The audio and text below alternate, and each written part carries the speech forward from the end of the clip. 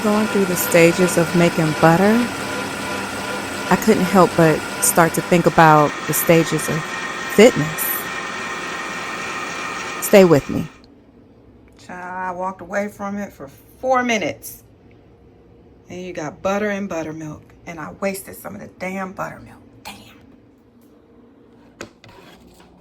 When I think about how easy it is to make butter, but how nobody does it,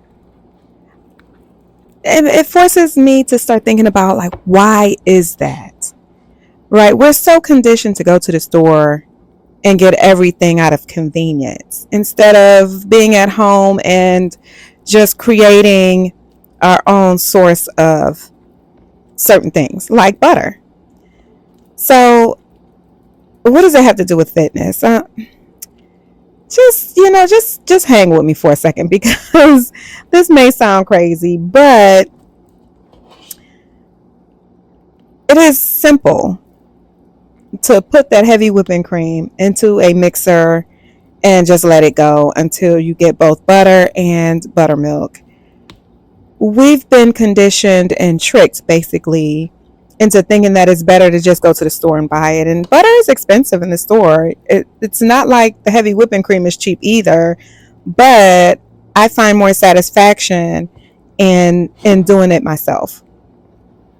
And I think that when I looked at the ingredients of butter in the store, it did match. They didn't put anything too extra, but I find great satisfaction in doing it myself. And so, where it comes into fitness, well, let's talk that out. We've been conditioned basically to think that a certain type of person goes to the gym. A certain type of person hits these goals. Are bodybuilders. They are way different than me is how we tend to think about it, right? So you look at a bodybuilder who's on stage or someone who's extremely fit and you say, well, that could never be me. I have way too much fat on me. I have way too much. I'm way too busy in my life and so on and so forth. And the funny thing is, a friend of mine said to me just yesterday that you get the same 24 hours that Beyonce gets. We have time to do what needs to be done. It's just a matter of what's the priority. So once you realize that fitness actually should be the priority because it'll help you in all other areas, then you start to make the time and then you start to actually do the thing, and then you start to become the person who's the fit person. You become the person that is up on the stage. You become the person who everyone is looking to and saying that could never be me. And you become the person to unlock someone else's mind around being able to do such a thing. It's just that we don't want to get there because we believe that it's not for us. Right? So the journey is to be lived out. It's not perfect.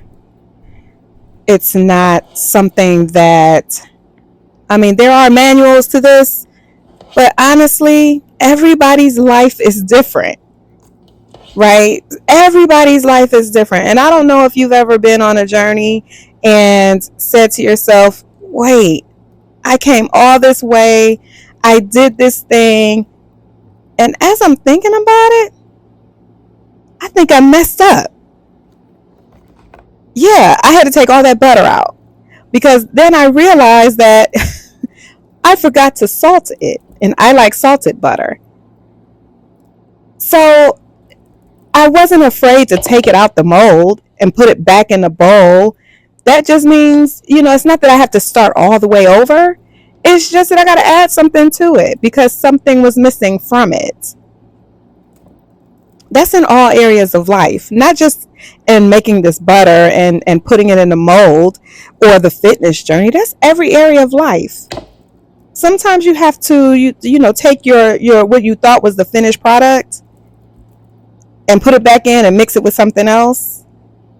and it's just going to make it better. The journey's never perfect. It has never been perfect. It will never be perfect. You're never going to be in the perfect spot to do the thing.